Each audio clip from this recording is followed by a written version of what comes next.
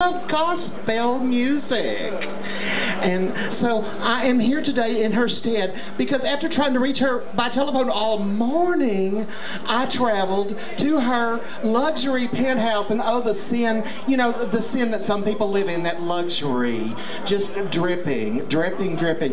And her door was unlocked, and I rang the doorbell repeatedly, and finally I went in and I found her laying in bed naked, passed out, with two beautiful young men with their hard, toned, tanned bodies and dark, wavy hair. And I was so repulsed. I was so tempted to get down on my knees right there to pray for them, of course. But instead, I threw the cover over all three of them and left in total disgust. They didn't even ask me to join them. At any rate, my name is Oblivion, and some of you may remember me. It has been a very long time since I've been in Houston. I have been traveling around the world collecting husbands and divorce papers and all the jewels that I possibly can. So, at any rate, but I do have a few new endeavors. But first, of course, in Abby's stead, I must sing for you.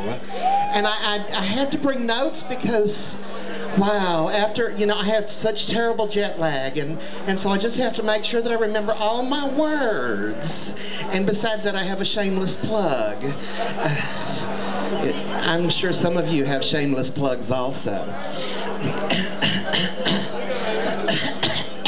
I can't remember if this starts in C, D, G, or F. Or maybe it's G, L, B, or T. Shackled by a heavy burden.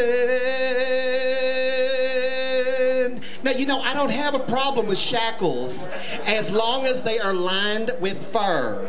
Shackles, cuffs, collars, the fur-lined are my favorites, absolutely. So you can use them all day long. Neath the load of guilt and shame, let me tell you, there was no shame in the big, heavy load that my seventh husband, Ricardo, would shoot. Whenever he would enter my private place and shoot his load there, well, I would just be bloated for days afterwards. Oh, my. Then the hand of Jesus touched me. Well, Jesus, Jesus. Yes, Jesus was actually my second husband, and oh my God, he could do things with his hands that you just can't imagine. And now I am no longer the same.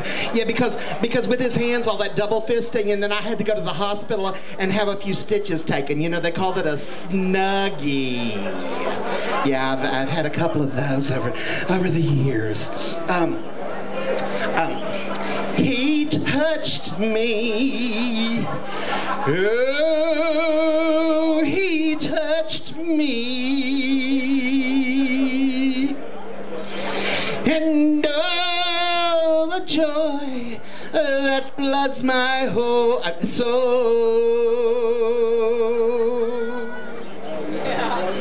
Next notes. Something happened, and now I know.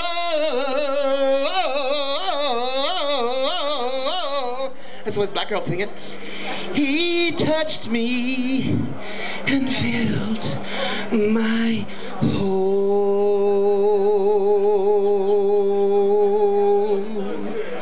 Now, while I have your attention, I would would like to shamelessly plug this little book that I have just written, and I'm just waiting for it to go to press. I want to show you what the front cover is going to look like.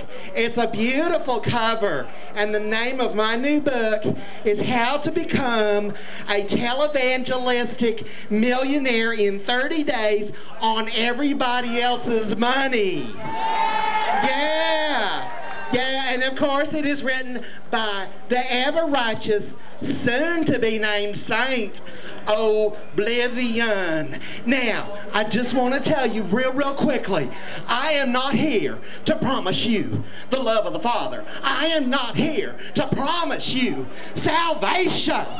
What I am here to promise you is that if you drop money over here, if you help me become a televangelistic millionaire in 30 days, you will see the results. You will see me driving down the street in my new Mercedes-Benz or my new BMW. You will have the pleasure of the sparkle in your very own eyes from the jewels that I will buy and wear for your pleasure. So please drop as much money as you can possibly afford in the bucket here. Just think of it as the offering plate. Now, when you get done with that, when you've given all you can, then I want you to give the next $49.95 to reserve your copy of How to Be a Televangelistic Millionaire in 30 Days on Somebody Else's Money. I promise I will help you there. And the back cover of my book says it all. Give me your money or burn in hell. I love you all. All righty. You know, I don't even know what to say to bring